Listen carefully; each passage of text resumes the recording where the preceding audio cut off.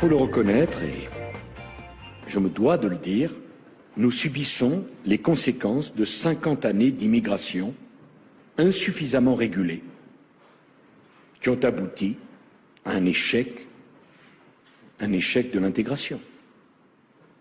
Nous sommes si fiers de notre système d'intégration. Peut-être faut-il se réveiller pour voir ce qu'il a produit. Il a marché. Il ne marche plus. Je ne me suis jamais laissé intimider par la pensée unique. Il est quand même invraisemblable que des jeunes gens de la deuxième, voire de la troisième génération se sentent moins français que leurs parents ou que leurs grands-parents. Tous ici, vous pourriez en porter témoignage. Tous. Tous, vous avez des exemples. Pourquoi ne le dit-on pas? On a peur? Moi, c'est pas de faire le constat qui me fait peur. C'est la réalité. Là, il y a quelque chose, en effet, une inflexion nouvelle dans le discours de Nicolas Sarkozy, puisque après avoir décrit les faits de délinquance, et des faits de délinquance particulièrement graves, ceux de l'affaire de Grenoble, il fait le lien avec ce qu'il appelle l'échec de l'intégration après sa réussite. Là, il y a quelque chose de nouveau et certainement un thème qui peut parler aux électeurs du Front National. Parce qu'on sait bien sûr qu'un discours, surtout en matière politique, ça se développe toujours dans un contexte. Il y a bien des gens auxquels ça s'adresse. Et là, on sait très bien qu'en 2007, un des éléments, ce n'est pas le seul, mais un des éléments du succès électoral de Nicolas Sarkozy, ça a été sa capacité, c'était la première fois pour un leader de la droite française, à envoyer des signaux, des mots, des symboles qui parlaient suffisamment à des électeurs qui avaient pris l'habitude de voter pour Jean-Marie Le Pen et le Front National, et ces électeurs, peu à peu, se sont détachés du Front National. On a l'impression, à l'entendre, qu'il en parle pour la première fois, puisqu'il dit « il faut se réveiller, je me dois de le dire ». Donc là, Mariette Darigrand, vous qui avez étudié justement la rhétorique sur la sécurité en 2007, on a toujours l'impression qu'on découvre le sujet. Non, j'ai eu l'impression, au discours de Grenoble, si vous voulez, de me retrouver dans la campagne présidentielle de 2007, parce que Nicolas Sarkozy a repris cette posture qu'il aime beaucoup, qui est celle de l'homme qui dit la vérité. Donc c'est pas du tout la même chose que la posture de l'homme qui fait des choses et qui peut être jugé sur un bilan. Donc j'ai trouvé ça assez adroit, assez intéressant à regarder.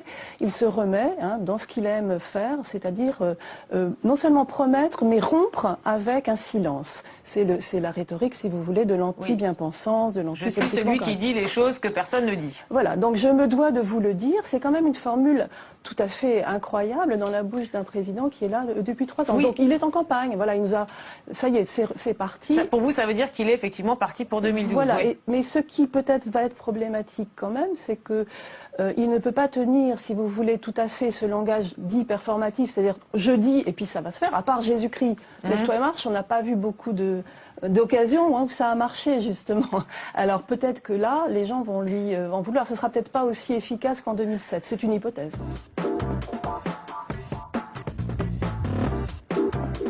On va commencer par la dernière sortie très remarquée de Dominique de Villepin. Elle concerne la question des Roms, avec une première tribune dans Le Monde où il évoque une tache sur le drapeau français et une sortie qui se poursuit à la télé et à la radio. On écoute. Je me suis posé 3 questions avant d'écrire cette tribune. Première question, est-ce que cette politique qui est menée de surenchère sécuritaire est digne? Pour vous, elle est indigne. C'est une politique indigne. Deuxièmement, est-ce que cette politique est efficace? Peut-on même qualifier cette politique de sécurité ou de sécuritaire? En aucun cas. C'est une stratégie électorale. Cette politique n'apportera rien à la sécurité quotidienne des Français. Ce n'est d'ailleurs pas son objectif. Elle n'a pas vocation à être appliquée.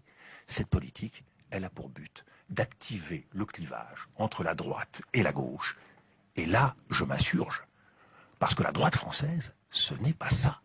Moi, je suis issu de ce qu'on appelle la droite, comme gaulliste. Est-ce que les gaullistes se retrouvent dans cette politique? Est-ce que les démocrates chrétiens se retrouvent dans cette politique? Est-ce que les catholiques sociaux, les catholiques de gauche, se retrouvent dans cette politique? Tout ça n'est pas l'esprit de la politique française, ce n'est pas l'esprit de la France. La question qu'on peut se poser, c'est est-ce qu'il joue aujourd'hui, et avec ça, est-ce qu'il a joué un rôle, on va dire, de briseur de tabou? Est-ce qu'il en entraîne d'autres à droite, Bruno Jeudi, selon vous? Je ne sais pas s'il en entraîne d'autres, parce que justement, tout le monde a trouvé, comme d'habitude, que Dominique Villepin était allé le plus loin, il avait tapé le plus fort, et fidèle à son tempérament, d'ailleurs on le voit bien finalement, on a beaucoup retenu la séquence Villepin parce que c'est lui qui a tapé le plus fort. Ouais. Je suis pas sûr qu'il en entraîne beaucoup d'autres. En tous les cas, cette séquence est très importante parce que Dominique de Villepin, on y reviendra, à mon avis, avait un peu raté le lancement de son mouvement au mois de juin, République solidaire. C'est la séance de rattrapage en septembre où là, il reprend le rôle d'opposant numéro 1 à l'intérieur de la droite face à Nicolas Sarkozy. Alors vous dites, il va comme toujours très loin, très fort, trop peut-être, Jean-François Sirinelli. Est-ce qu'il se situe justement dans une tradition, on va dire, rhétorique de la droite ou alors il est hors cadre? Alors lui le dit, au début de ce passage, il le dit et il dit « je suis gaulliste ». Donc c'est intéressant, il y a une revendication d'une identité politique. Alors on aura sans doute l'occasion d'y revenir au fil de l'émission. Est-il gaulliste? C'est compliqué parce que qu'est-ce qu'être gaulliste aujourd'hui? Grande question. Non, mais ce qui est intéressant et qui sera probablement au cœur de notre réflexion, c'est l'usage des mots et des mots de tempête. Si vous voulez, là, ce ne sont pas des mots bienveillants, ce ne sont pas des mots tièdes, on est dans la montée verbale aux extrêmes. Et donc c'est intéressant. Et de ce point de vue-là, utiliser des mots de tempête par temps calme, ça vous place en position décalée. Et ça Les peut mots de vous rendre tempête, ridicule quelquefois.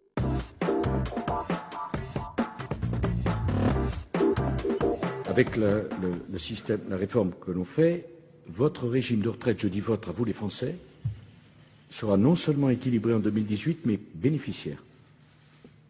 Ça veut dire que je peux dire aux 15 millions de retraités et aux 700 000 retraités de plus chaque année, vos retraites seront payées. Vos retraites seront payées.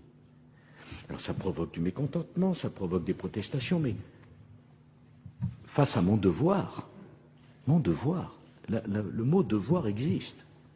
Il n'y a pas que le mot droit qui existe, il y a aussi le mot devoir.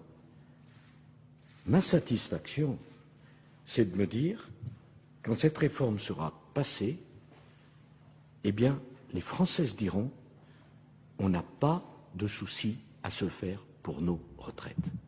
Il n'y aura plus de soucis à se faire. Eh ben, il a quand même déclaré la guerre avant, pour apaiser le peuple. Il a déclaré la guerre aux 60 ans, aux 60 ans, aux 65 ans. Il a déclaré la guerre aux syndicats. Il a d'abord déclaré la guerre avant de pacifier. C'est vrai que ce discours-là est très apaisant, mais en même Oui, temps, on sent le ton, la il dit, manière dont il tout est. est sauvé, ça sera bénéficiaire, tout va bien, je vous rassure.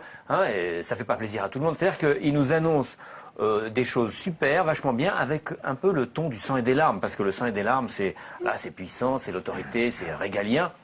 C'est une alliance assez étrange. Il pense Oui, mais c'est peu fréquent.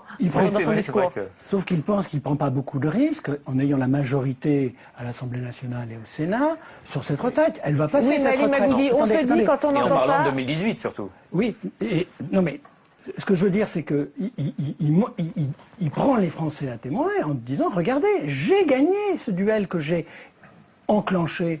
Rassurez-vous, je les gagnerai tous.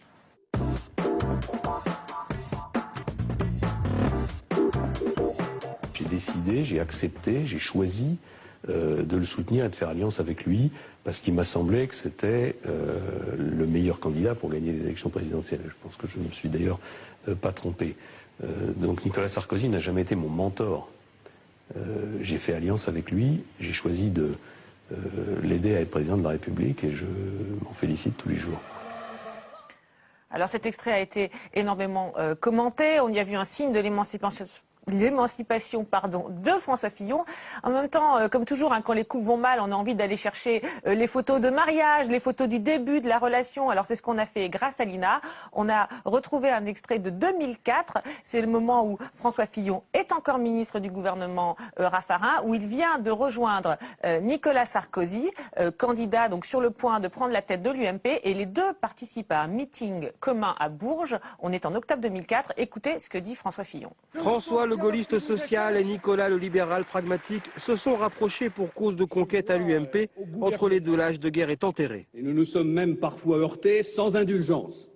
Pour tout dire, lui c'est Nicolas et moi c'est François.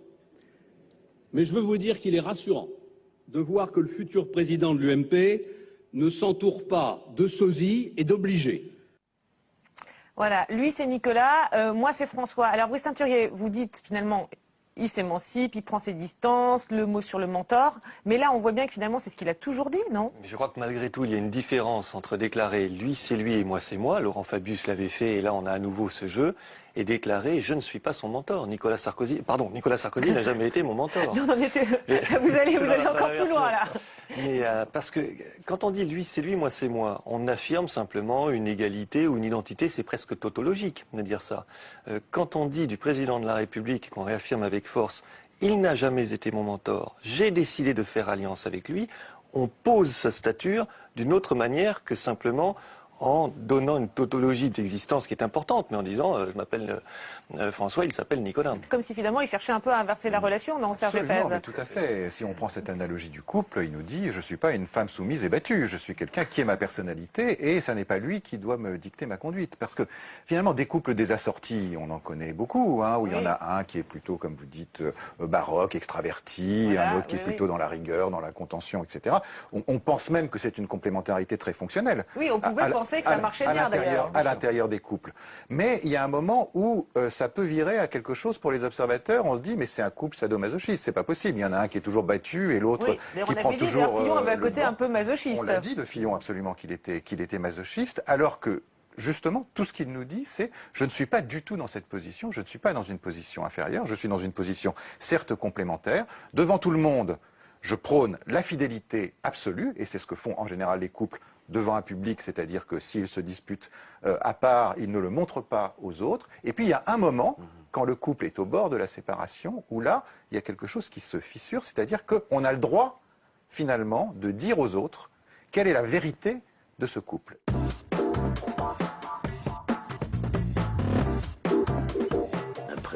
Après les radars, après la laïcité, qui parlait un peu de l'islam, un peu, oui. Voilà qu'il faut absolument cliver. Comme si la solution des problèmes qui, me semble-t-il, nécessitent plutôt de mettre les gens autour de la table, de fédérer les bonnes volontés, il y avait une forme de sentiment d'impuissance. Bon. Si on parle du RSA, on ne peut pas cliver sur la pauvreté. C'est un sujet qui est beaucoup trop grave. Et sur la méthode. Au fond, qu'est-ce qui fait qu'aujourd'hui, moi, je suis très psychologiquement, mentalement engagé? C'est que je ne crois pas à la méthode de la dénonciation et des boucs émissaires. Je crois à la méthode qui fédère les différents responsables. Je pense que ce 9 juin est la vraie sortie du bois de Jean-Louis Borloo. Oui, parce que jusqu'à présent, il était très discret sur ses critiques. Et là, ça y est, il y va. Il tourne autour. Là, il y va. Il balance les mots qui fâchent. Et il balance quelque part le talon d'Achille de Nicolas Sarkozy. C'est-à-dire qu'il y avait un espèce de duo idéal potentiel à la tête de l'État qui était Nicolas Sarkozy assez cliveur et Borloo qui rassemble. Oui, ça c'était le moment où on le voyait Premier ministre il y a quelques mois. Et c'est très efficace, je pense. Je pense qu'il a fait une critique efficace. On va voir ce qui se passera derrière. Mais en tout cas, il sort du bois. Et c'est la première fois. Alors oui, il faut rappeler effectivement, il a quitté le gouvernement en novembre, début avril il quitte l'UMP et puis là, depuis début juin, eh bien, il critique le gouvernement. Alors Michaël Darmon, que pensez-vous de sa manière de critiquer? Vous trouvez vous aussi que la critique porte? Là, je trouve vous êtes sensible? Ah, vous trouvez qu'il dit rien? Ah bon? Il dit rien du tout. Il dit on ne peut pas cliver sur la pauvreté. C'est une formule qui dit rien du tout. Enfin, on comprend qu'il dit les autres ils clivent et c'est pas bien. En même temps, faire la politique, c'est cliver. Au fond, ce qu'il dit là, il sort du bois, effectivement, comme vous dites, mais peut-être pas comme on croit. Il dit là qu'il refuse de faire de la politique. Ouais. Il dit je ne veux pas cliver. Or, faire la politique, c'est cliver. Il dit qu'il veut rassembler, sa manière de faire de la politique, d'accord. Ok. Moi, c'est mon sentiment. J'essaye d'interpréter le truc.